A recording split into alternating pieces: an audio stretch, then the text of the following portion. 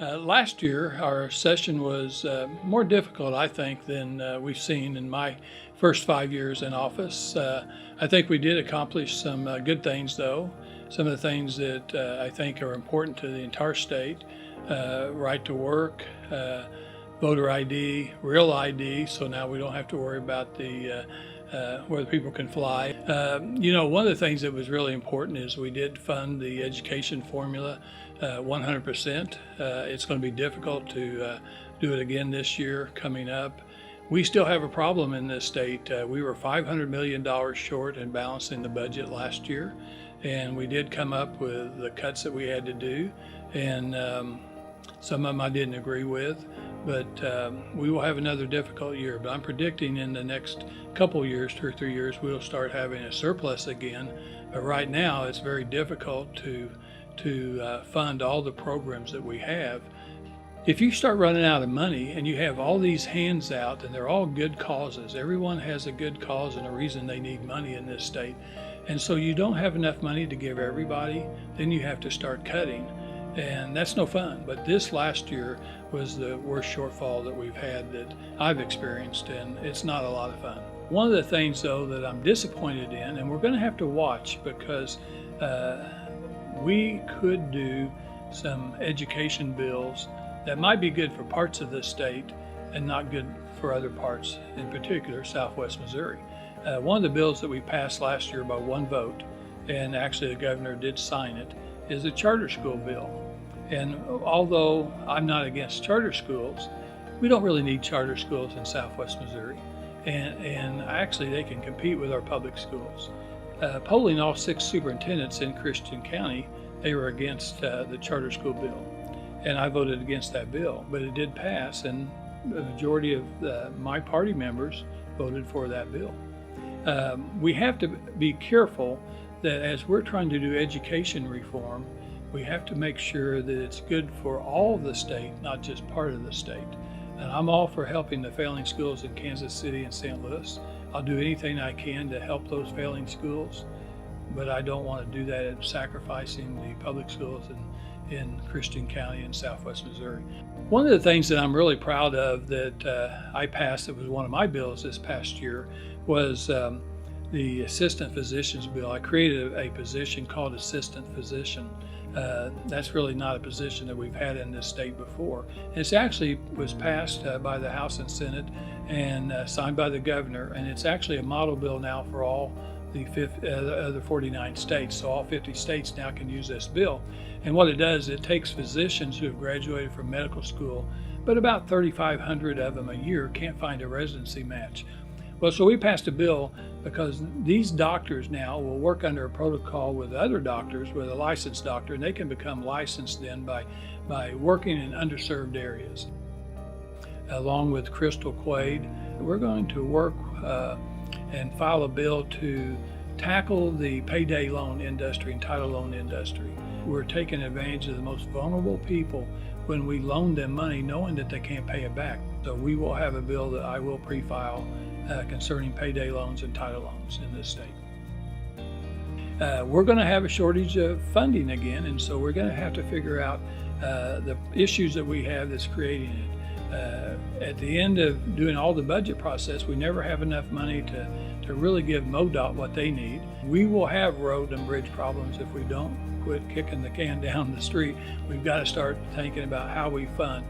So we've had last year probably the most uncooperative, divided group that I've ever seen in Jefferson City in the 5 years I've been there. We have got to do the right thing and compromise and work together for the better of 6 million people in this state.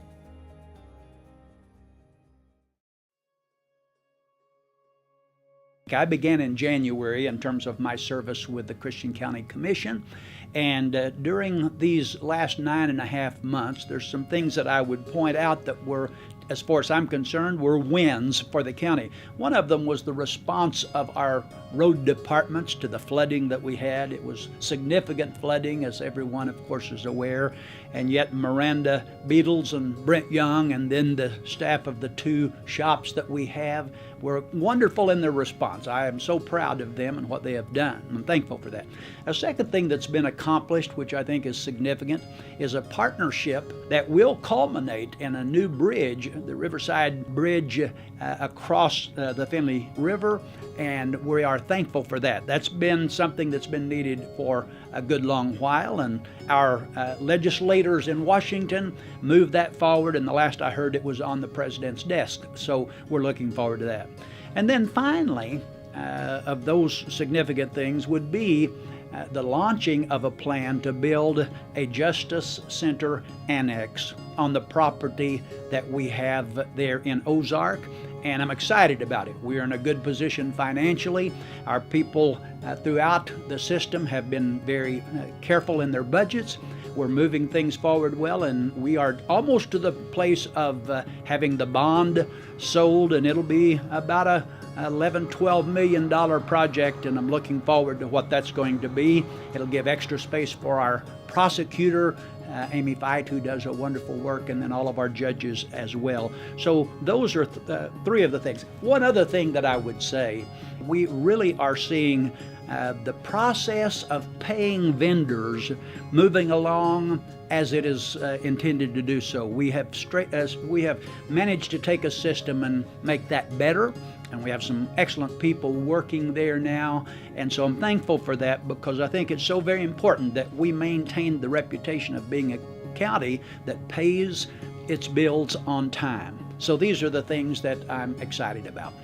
It was in my heart when I ran for this office that things could be better. In fact, my words that I used often were, together we can do better. And I truly believe that we are seeing the outworking of that. Ray Weeder is an excellent presiding commissioner. Ralph Phillips brings his own background that is very significant in our decision making and what we do. We have a good team of people, and we're working together. We're working together for the good of the citizens of Christian County.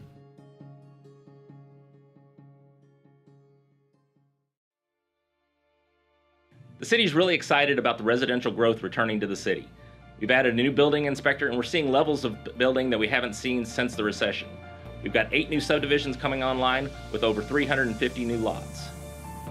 With that new growth, we're going to see other construction. We're very excited about the improvements that we saw last year at Highway 160 and 14 and at Tracker and Main Street. And next year, we're going to see additional improvements all along the Highway 160 corridor in the upcoming years. We're also going to see improvements to Highway 14, including 5 lanes from Highway 160 all the way out to Nicholas Road and east heading back towards Ozark. We've also been working hard to improve our community engagement. We've had several new events. We have started our Nixa Fest, which we have 3 times a year. Allows you to meet with your city council members and other members of city staff and get information about what's going on in the city. We've also added a new item called the Update, which we have at the Senior Center on a monthly basis. It allows some of those residents that may not have access to the internet to be able to get that information about what's going on in the city. We've also had a lot of success with our Nixa News program, where we send out a monthly email, allows you to get additional information about what's going on in Nixa. Another thing you may have noticed is new construction downtown. We're really happy to work with the Downtown Revitalization Committee. We're working on new streetscapes, new lighting packages, additional road work, and other things that will allow us to really get that revitalization in our downtown community. The city recently received the Missouri Municipal League Innovation Award as well, showing that we're really working hard to bring innovation and excitement to the city.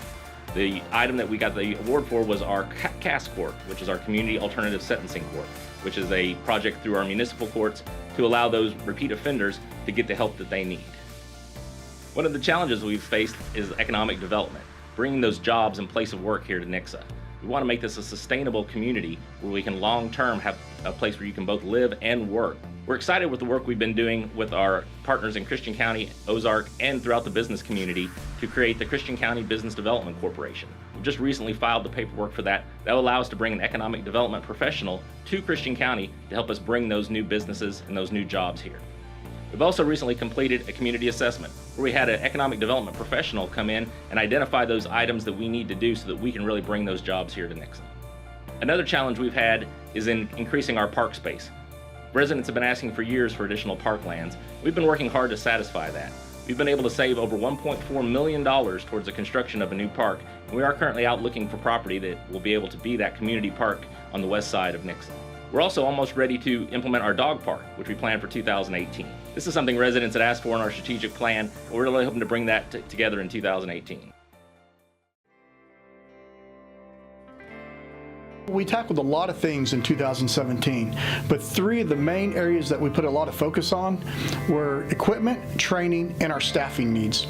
You know, as the city of Nixa continues to grow and residential homes continue to be built in the city, it's very important that we maintain the sufficient staffing that we need to make sure that we're giving the citizens the service that they've come to expect.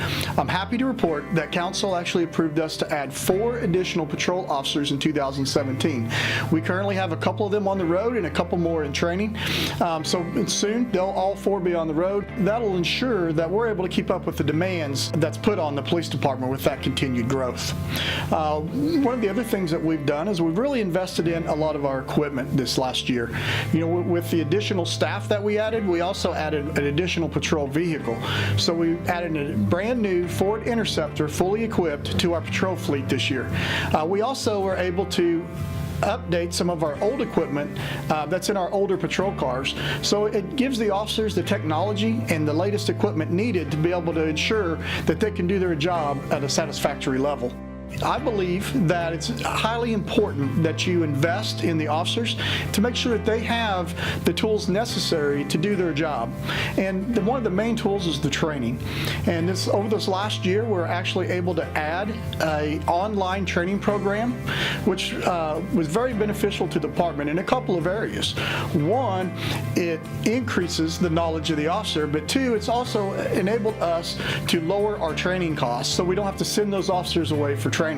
And thanks to a local donation, we were actually able to purchase Chromebooks for the officers that they can actually check out on training days so they can do their training right there in the office and they don't have to go away for training anymore. Moving into 2018, our primary focus is going to be the community. I think that it's essential that the police department and the community in which we serve have a great working relationship. So we really plan on expanding our community policing efforts in 2018. We're going to continue to expand some of the current programs that we have, such as Coffee with the Cop, our Neighborhood Watch programs, and our Citizens Police Academy. On top of expanding those programs, we're going to be looking for new, innovative ways to connect with our citizens within our community.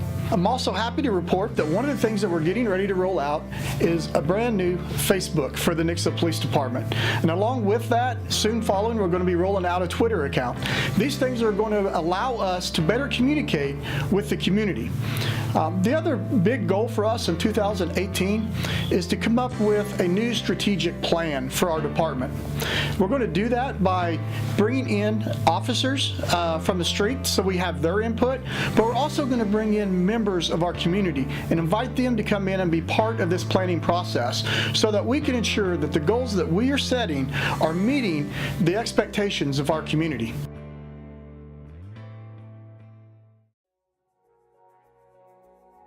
We provide a lot of opportunities like networking and business development, and we do those through a lot of various opportunities such as our general membership luncheon. We have an X-Men, our Exceptional Businessmen in Nixa, our WIN group, which is our Working Women in Nixa women's group.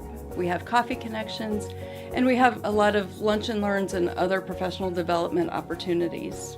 The last year at the Nixa Area Chamber of Commerce has been very exciting. We have moved our office location to be able to accommodate larger meeting areas with more parking. The total high-speed community room has been a great addition to the chamber.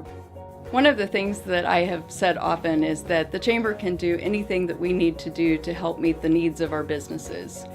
And we are working hard along with the board and several of our local volunteers from our membership to create a chamber that is really focusing on our businesses and to help build and strengthen our local business community. We're excited for our 23rd annual NIXPO, which is our Business and Community Expo, which will be held in March at the high school. We are expanding with some collaborative efforts to add some additional components to the expo this year, a career fair, and the addition of some mini seminars to provide additional information to the community at large. The Board of Directors has taken a serious look at our mission and our strategic plan and have really kind of refocused on the part of our mission where we promote and develop our local businesses so that we have a great community to live, learn, work, shop, and play. And part of that, we're looking at opportunities to help our local businesses and how can the chamber step in and help them with areas that they may need a little more mentoring or a little more education. So we're looking at providing more opportunities for roundtable discussions. We're looking at more lunch and learns and professional development opportunities. So there's a lot of things out there that we want to grow and make this an even better community.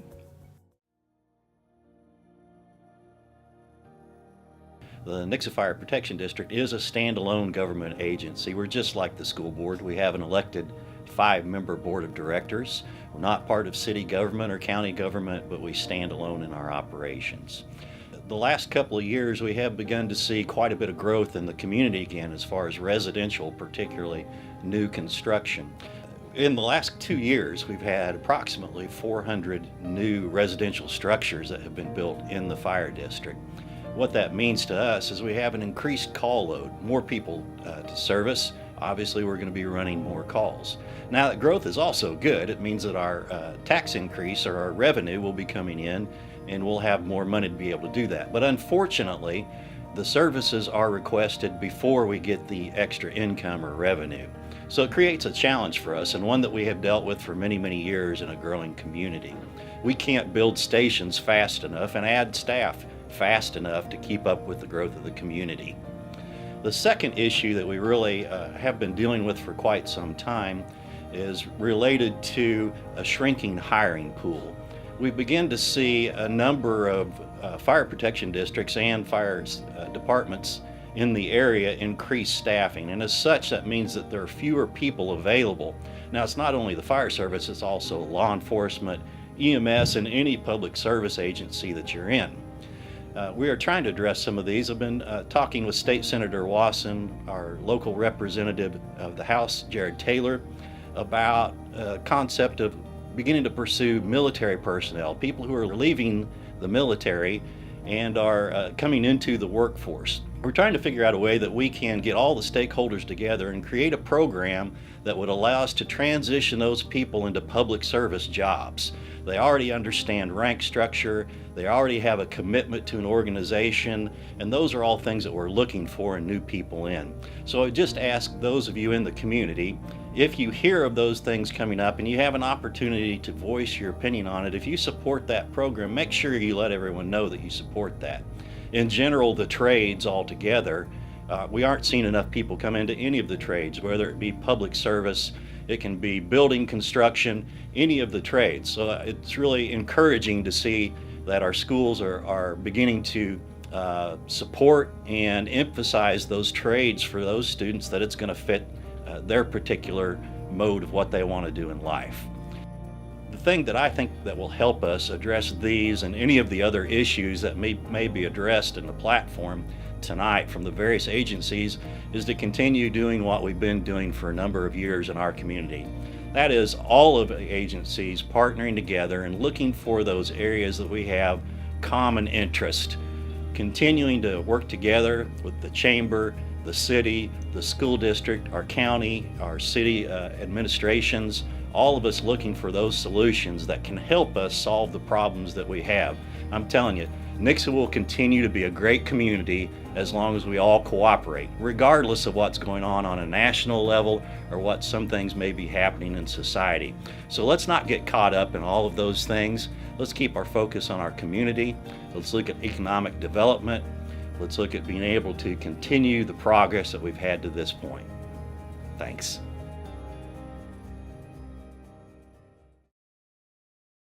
For over 100 years, the Nixa community has supported their local education system, the Nixa Public Schools, in ways that have proven to be second to none. This kind of support, along with a number of other variables that have fallen in place, have enabled us to create a legacy of learning that continues to this very day. Since the turn of the century, the 2000-2001 school year, we have dominated the academic arena in Southwest Missouri and in most of this great state. Academic excellence has been without a doubt a source of pride in our community, and it's one I'm confident we will continue to experience into the foreseeable future. Certainly one of our keys to continued success will be to move forward toward a common purpose and passion for helping our students succeed through a variety of efforts such as professional learning and collaboration with other dedicated education professionals. But what is success? How do we know that we've properly prepared our youth for their future? How can we maximize student potential when time is so minimal? We have about 70,000 minutes of time with each student this year. 70,000. The game clock starts the moment they enter the classrooms. What we do with those 70,000 minutes makes all the difference. Let me suggest that those 70,000 minutes represent a giant jigsaw puzzle, maybe one of 1,000 pieces. As a district, we dump all the pieces out on the table, turn them over, we seek out the straight edge pieces. These pieces make up the basic academic skills needed in life: reading, writing, arithmetic. But the border is just the border. We need many, many colorful and intertwining pieces to fill the entire picture of citizens that we want our students to become. Allow me to suggest that those colorful pieces represent most of the 70,000 minutes that we have with each student. They represent a continued effort and focus on life skills, or soft skills, if you will, that are much needed. You know, the things that get you hired or fired if you don't possess the right stuff. It is said that 90% of the businesses fire employees not because of poor knowledge, but due to poor attitudes, bad interpersonal relationships, and inappropriate group behavior. I know businesses as well as society want schools to provide students with a solid academic skill set, the border of our puzzle, so they can engage in critical thinking, problem solving, and team building, among other things. But those life skills can make the difference in job performance between two employees with an equally solid academic skill set. So, what are these colorful pieces of puzzle that make up the life skills we speak of? What is it that we must do to increase the marketability of our students as they approach the workforce? To put it plainly, how do we help them get hired in jobs that accentuate their strengths and allow them to feel great satisfaction in their work? Let me begin by suggesting a handful of critically important attributes that most parents will come alongside and support. Our first section of the puzzle shows us the important soft skill of good work habits. Here's where we want to teach students to accept responsibility for a task, learn to manage time wisely, and continuously evaluate their own work habits. Since this skill is both important and necessary for success, we would encourage parents to create this expectation way before they enter our classrooms. Regardless, with great pride, we take all kids, in whatever shape or size, they come to us with the simple goal of continuous improvement until the day they cross the stage at commencement. We want students graduating who are not only capable and willing to work long hours, but to work hard, smart, and with efficiency. The second section of our puzzle represents the life skill that is needed for goal achieving. Notice, I did not say goal setting. Goal setting is the easy part. It is the necessary follow-through that is so important, and is quite frankly the missing ingredient in most cases. We need to help students to develop mental toughness and learn to finish strong. This requires their ability to constantly evaluate their own progress and make course adjustments. They can make mistakes along the way, but pushing through to the finish line cultivates a don't quit mindset that can benefit our kids for a lifetime. Our third section of the puzzle shows us the essential social skill needed in a day and age where cooperation, networking, and friendships are expected, which is respect for others' viewpoints. Being open to new ideas is essential in the workplace. Students need to learn the art of disagreeing without being disagreeable. Let's all model to our students how to listen to other ideas. Really listen to understand others. Our students need to learn how to reach consensus, and at times agree to disagree. And by the same token, understanding group roles, accepting individual roles, working towards goals, and understanding that the democratic process is what built championship teams. We want the students to know the value and importance of team building and teamwork, and to enjoy being a contributor to a team. We also want to teach our young people the importance of teamwork as it extends into community involvement. It is through this involvement that students demonstrate knowledge of a diverse community, a global community, taking action for community welfare, and how to reflect on community action. These are not small tasks, but the payback and rewards come in a more enriched personal life and make it more worthwhile. Finally, I would suggest that the puzzle is more complete with a skill set called creative problem solving. This is one of the most important skills individuals need to develop, especially in this growing world economy. Let's face it, a good dose of logical street smarts, otherwise disguised as pieces of common sense, will go a long way for our kids. By shaping their knack for problem solving, we prepare them for tackling day-to-day issues. By helping them think creatively and divergently, they are better prepared to take on bigger obstacles that come their way too. So what am I trying to say? Why such a lengthy exhortation on life skills? Well, I'll tell you. Our jigsaw puzzle of the life of a student in our classroom is not complete without the mosaic that these pieces represent. In all my years in education, I see this truth time and time again. You could be the most competent person in the world from an academic standpoint, but if you are not connecting effectively with other people, your value is greatly diminished. The MAP, the ACT, and the EOC don't mean a hill of beans to an employer, a future spouse, or the projected household income of our students. When was the last time someone asked you for your GPA or what your college entrance scores were? However, you can make a difference in all those things and make a student's puzzle complete. You, the Nixa community, will help them succeed at life by making the most out of those 70,000 minutes. I believe that my role is to set up the box that the jigsaw puzzle came in and hold it up as a reminder of each of the thousands of significant pieces that our students need you to help them put together in order to lead successful lives. Have a great school year. It has been an honor and a privilege to serve as your superintendent. Now get out there and give our kids the pieces to put excellence in action.